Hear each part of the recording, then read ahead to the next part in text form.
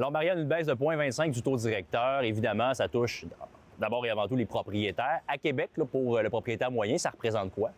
Bien, pour quelqu'un qui a un taux fixe ou un taux variable, ça va être différent. Tu sais, quelqu'un qui a un taux variable va voir son taux baisser dans les prochains jours. Les banques vont se mettre à jour. Mais tu sais, que ce soit un propriétaire à Québec ou ailleurs au Québec, puis même au Canada, ça va quand même se ressembler parce que le taux directeur, c'est les grandes institutions financières qui se fient sur ce taux-là pour décider du taux auquel ils vont justement prêter les sous aux épargnants puis se prêter des sous entre eux. Fait que ce que ça peut représenter, bien, ça va dépendre de la valeur de notre prêt hypothécaire en tant que tel. Mais tu sais, disons, à Québec, les prêts moyens présentement pour, disons, des nouveaux acheteurs, c'est environ 300 000 avec une mise de fonds comme de 5 Fait que quelqu'un qui passerait une transaction immobilière là pour devenir nouvellement propriétaire, ben c'est sûr qu'il peut s'attendre pas à ce que ça soit une baisse énorme versus avant la baisse de 0,25. Mais ça s'accumule parce que c'est pas la première baisse de taux, naturellement.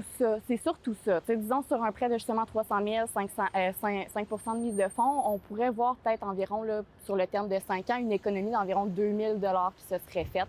Un genre de 40 par mois si le paiement est fait de manière mensuelle. Et la baisse du taux directeur, ça a également un impact sur d'autres types de consommateurs, ou en fait, le consommateur est différent type en lui-même, mais l'épargnant, l'investisseur va avoir des impacts également sur ses placements. C'est ça.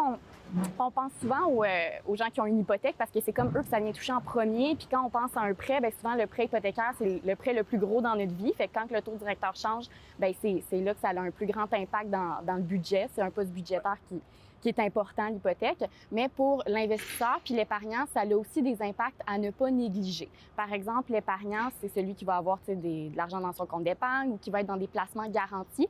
Ben lui, le taux d'épargne qui va être relié à son compte d'épargne va baisser un petit peu. Donc là, c'est de revoir est-ce qu'il y a d'autres banques qui offrent un taux plus avantageux. Est-ce que ça vaut la peine de faire les démarches pour changer à ce moment-là? Puis pour les placements garantis, bien pour des gens qui se sont réfugiés dans des placements garantis ou qui ont commencé à investir avec des placements garantis, bien c'est peut-être le temps d'avoir une discussion franche avec votre conseiller, votre planificateur, à se dire est-ce que je suis capable d'augmenter ma tolérance au risque? Est-ce que c'est quelque chose que je supporte parce que les taux pour les placements garantis vont diminuer baisser? également. Oui. Merci beaucoup, Marianne. Ça fait plaisir.